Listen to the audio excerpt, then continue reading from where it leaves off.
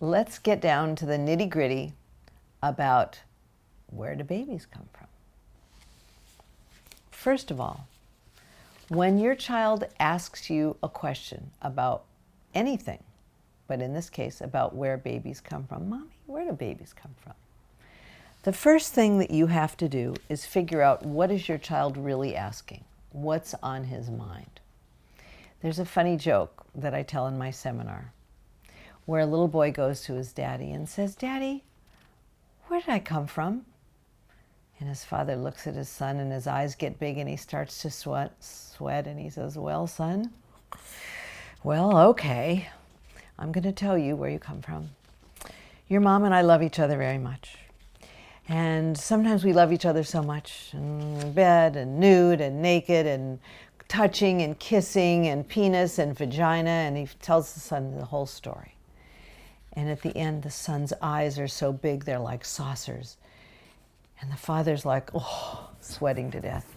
And the son looks at him and says, that's funny. Jimmy's daddy says he comes from Chicago. The point is you need to figure out what your child is asking you because you want to answer just the question your child is asking, not more and not less. So like all questions with children, you need to first take the time to figure out what is your kid asking, because often there's going to be a question under the question that is not exactly the words he's expressed. So after your child asks you a question, for example, where do babies come from? You can say to him, I want to understand exactly what you're asking. Do you want to know how a baby is made, or do you want to know how a baby gets out of a woman's body? What is it that you're asking? And then your child will tell you. It could be none of the above, but that way you're going to be able to know what the child is asking when you restate what you think he's asking to confirm the question. You need to answer honestly and using as few words as possible. Anyone who has seen my seminars before knows that I believe we all talk too much. Way too many words, way too fast, way too much. And children will pick and choose what they remember. So take pains to answer only the question that's being asked with as few words as possible. Keep it simple. As with all answers to all questions, I believe in the drip method of answering. That is, you give just a little bit at a time. Wait to see if it's been absorbed, pause, be quiet, and then see what your child says next, or does next. And that will be your cue and your clue about what to do next and what your child has absorbed. When my daughter was in the almost 4-year-old range, one night I was cooking dinner, and in fact, she came in and asked me where babies came from. And I had the exact reaction that any of you would have, and I said, okay, well, here we go. And I turned around, and without missing a beat, I said, oh, well, apart from a man, called a sperm, joins with a part from a woman, called an ovum, and it grows into an embryo. And that's what I said to a child under 4. And she looked at me with knitted eyebrows as if to say, what the? And walked out of the room. The end. I thought, oh my gosh, I have dodged a bullet. That was great. A while later, she came back and she said, will you tell me that again? Where do babies come from? And I told her a little more. And then I told her a little more. And then I told her a little more, actually, until one of her brothers came in and said, that sounds gross. And the conversation kind of went south then. But my point is, a little bit at a time.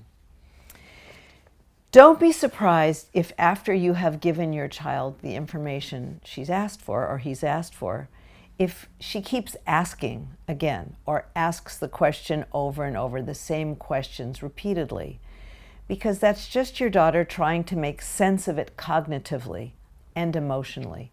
This is a really hard thing to understand. It's a miracle, and it's hard to understand all the parts of it. So expect misunderstandings. Expect that you may need to explain it again. Expect that your child may hear the answer and go underground and it won't come back again. Maybe he'll say nothing at all because it's been too much. Maybe he'll keep talking about it. Every child is different. I can't tell you how your child will respond. But I want to tell you not to get hung up on the exact words that you're going to use, because the most important lessons that you're teaching have to do with the message that you're communicating in your tone, in your affect, and how you feel about it. Giving your child the message that it's perfectly okay to talk about this. This is a good thing, not a bad thing. There are no secrets. Those kind of messages. So, what's the answer to the question where babies come from? I'm going to give you kind of a long answer, and I'm going to read my answer and I'm going to say it slowly. So you can play it again and again or take notes. But from my answer, you're going to craft your own answer. This is what I call a starting point. All things that are living, birds, dogs, spiders, horses, flowers, and people, come from two parts. A part from the male, that's the boy part, and a part from the female, that's the girl part. The part from the female, or woman, is called an ovum. Sometimes it's called an egg, but it isn't like a chicken egg. Kids think when you say egg, they're going to think bok bok chicken, because it's much tinier. And I take a pencil and I make a dot on a paper so your child can see how tiny that egg is. The part from a man is called a seed or a sperm. And I make another dot and I put a little tail. Sperm live in a grown-up male's testicles. That's the part of his body behind his penis. The ovum, or ova, live in a place in the woman's body called the ovaries, inside the woman's body. Now that's a lot of information, way more than the child asked, but I gave you all of the explanations so you can pick and choose what you need. To make a baby, the part from the male part that is called the seed or sperm, joins with the female part called the ovum or egg. That's it. That's how a baby is made. Depending upon your child, her interest, his questions, his response, you can go on and you can say, before a baby is ready to be born, it's called an embryo. It grows inside a special place in the mother's body called the uterus or womb. Now let me just stop here. Most parents say to kids, growing in my belly, in my tummy. But FYI, babies don't grow in bellies or tummies. The only thing that goes in a belly or tummy is food, liquid, or medicine. That's it, nothing else. And we don't want kids to think that he's going to eat a watermelon seed and grow a watermelon, just like you thought, okay? So we use real words, womb or uterus. That's a special place that's near the tummy. And that's the bump you see when a woman is growing a baby, when she's pregnant. The baby grows inside a woman's uterus for 9 months. That's a really long time. Okay, that's the story, long and short of it. Dodged a bullet, didn't we? Because the next part is the part that makes parents a little bit uncomfortable. Because some kids will go on to say, yeah, but how do they join together? How does that happen? Others will not. Others won't ask part 2 for a while. Some will ask right away. Maybe it was enough to satisfy the question, as it did with my daughter, but maybe not. The how of this question is the one that typically trips parents up and makes them uncomfortable. In other words, it's the hard part. So, the how the sperm and the ovum join together is the question that makes you sweat. Now, remember, the question here is only how do they join? They're not asking how old you need to be. Do you have to be done with graduate school? Do you have to be married? They're not asking anything else. That's the sexuality part. The part they're asking is how a baby is made.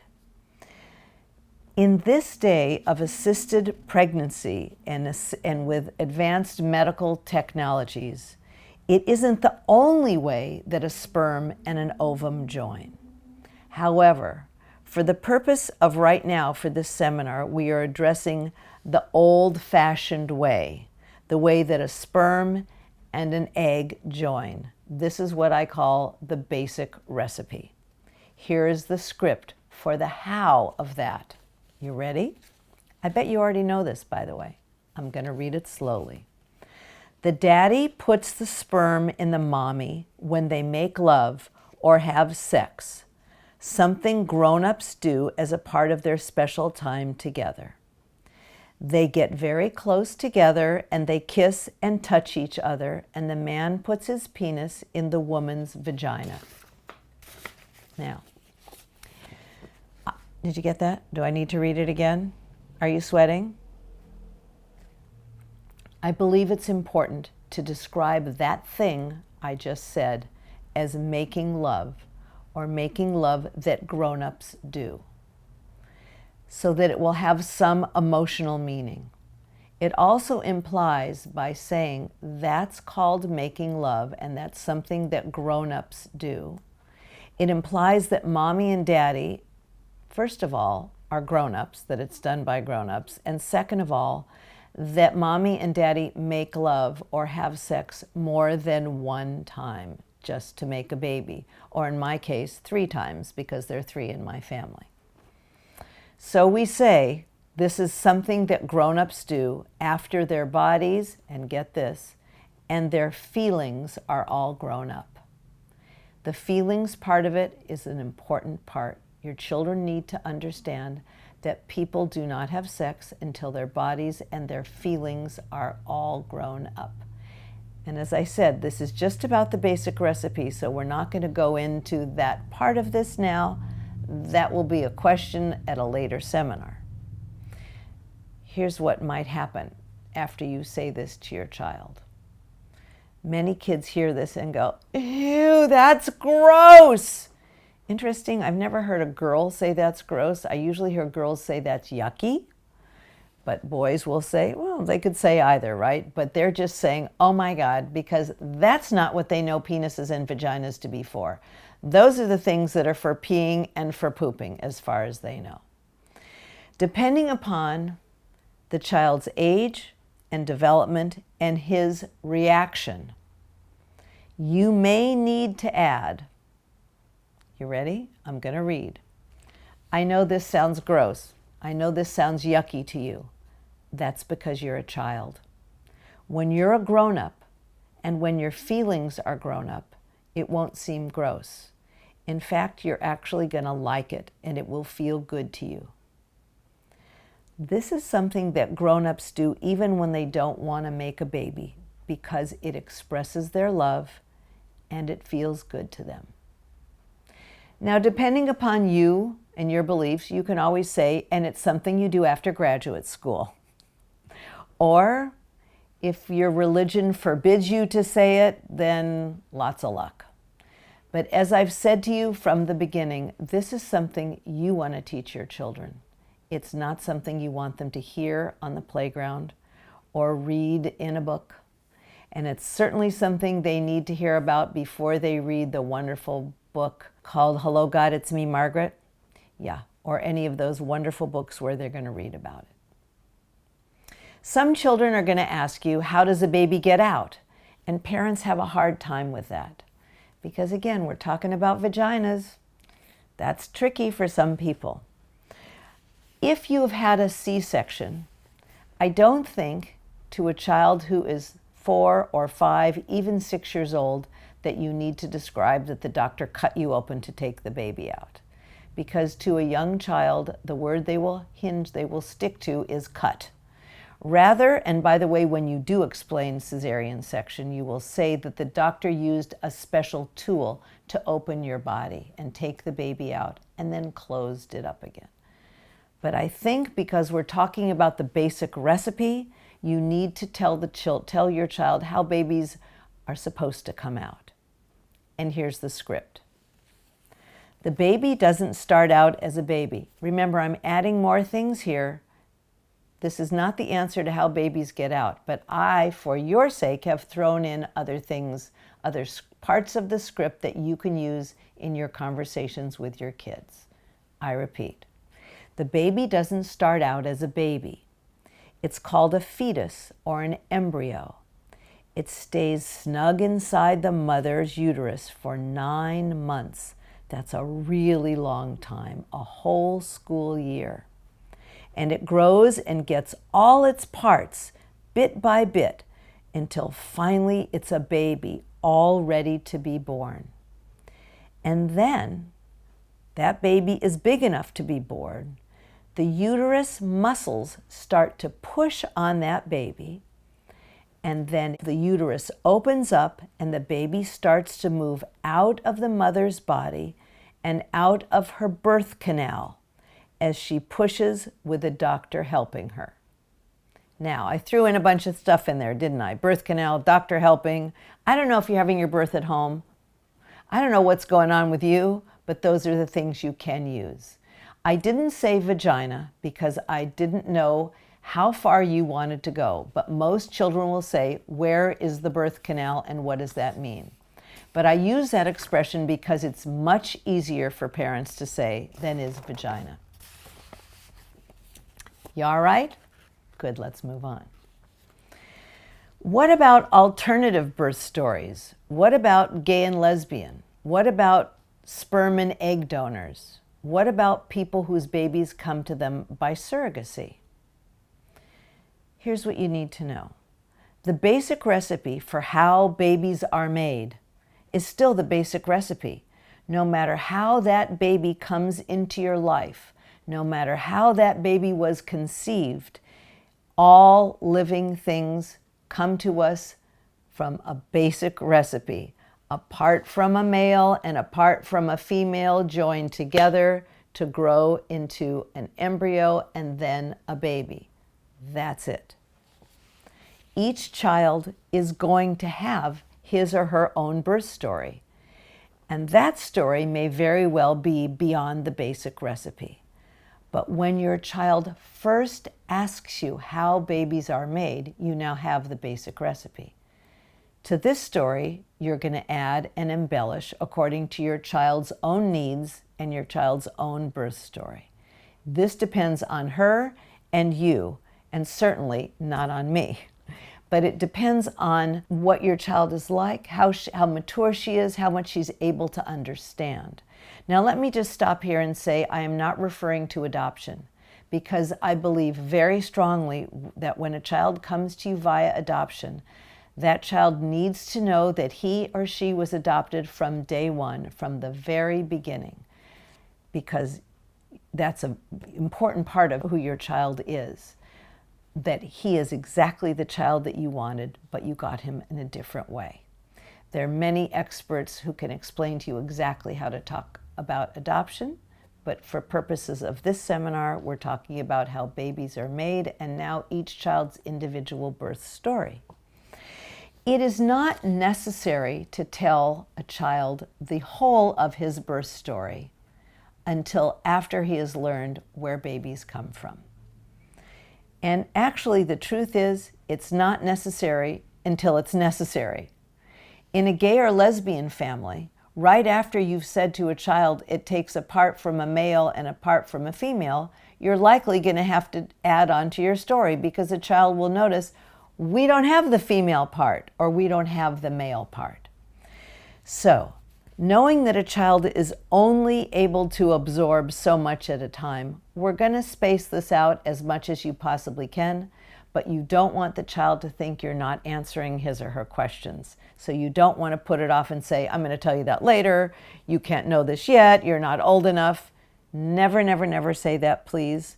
Always give some kind of an answer to respect and honor your child's questioning.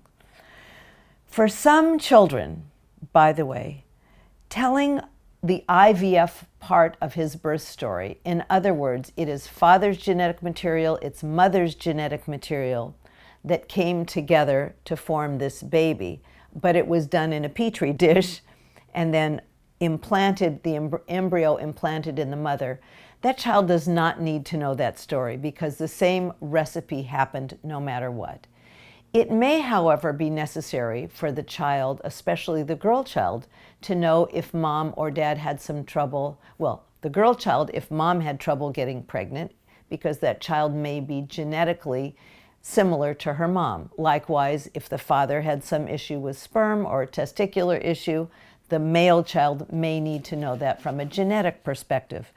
But I do not believe that male and female history necessarily play a role in your explanation to your child about where he or she came from. With an egg or a sperm donor, however, this is not the case. The child may need to know why she doesn't resemble a particular parent or has a different color or a different race or a particular medical need or has a trait that is not quite like anybody else in the family. Conception stories can be very complicated, as you know, and consist of many different component parts. Complicated conception stories have to do with a donor egg or a donor sperm, or the use of a surrogate, or the use of a surrogate and her ovum, or a donor sperm, or the surrogate's egg, or use of the parent's own genetic material in a surrogate. It's complicated, like I said. Using scripts like the ones I'm going to tell you, you can craft your own particular conception story because it's different for everyone, and every child's capacity to understand will be different. The conception story for gay and lesbian couples shares part of the genetic material donor story. But let me start with the easy ones, the lesbian story, when there are two women who have conceived a baby. It goes like this. You know that it takes two parts to conceive a baby, a part from a male and a part from a female. We are two women, so we didn't have the male part. We went to a special doctor who helped us to get the male part. Then, using a special instrument, the doctor put the sperm, the male part, in my vagina, or in her vagina. It swam to find my ovum, or her ovum, and joined with it. That's called fertilizing it. The sperm fertilized the ovum, and it began to grow into a baby. It grew into you. You are just the baby we wanted. So that's what I call the lesbian script. You will notice that I end all of my scripts by saying, it grew into you, and you're just the baby we wanted. That's a critically important part of this whole script. For gay parents, obviously slightly different. You know that it takes two parts to conceive, to make a baby, a part from a male and a part from a female. We are two men, so we didn't have the female part, the ovum or the egg. So we went to a special doctor who helped us to get the female part. The doctor helped the egg and the sperm to join to make an embryo. Then, using a special instrument, the doctor put that embryo with my sperm part and another ovum into a woman's body where it grew into a baby. It grew into you, just the baby we wanted. You grew there for 9 months, and then you were born to us. You are our baby, even though you grew in a woman's uterus. See how it gets complicated? Sometimes there's a donor egg. Sometimes the donor egg is for the biological married couple, not gay and lesbian. Sometimes it's for a gay couple. So when there is a donor egg that's with a heterosexual couple, we say, Mom is talking. Your daddy and I wanted a baby so much, but my egg was not able to become a baby. So the doctor helped us to find an egg that we needed to make a baby. The doctor helped the egg and the sperm to join to become an embryo. And then he used a special instrument to put that egg in my body, in my uterus. and it began to grow into a baby in my uterus. It grew into you. You were just the baby we wanted. In some cases, it's going to be and put the egg and daddy's sperm into the surrogate's body. You see the complication? I'll move on. For a donor sperm, your daddy and I wanted a baby so much, but daddy's sperm was not able to make a baby. The doctor helped us to find a sperm that we needed.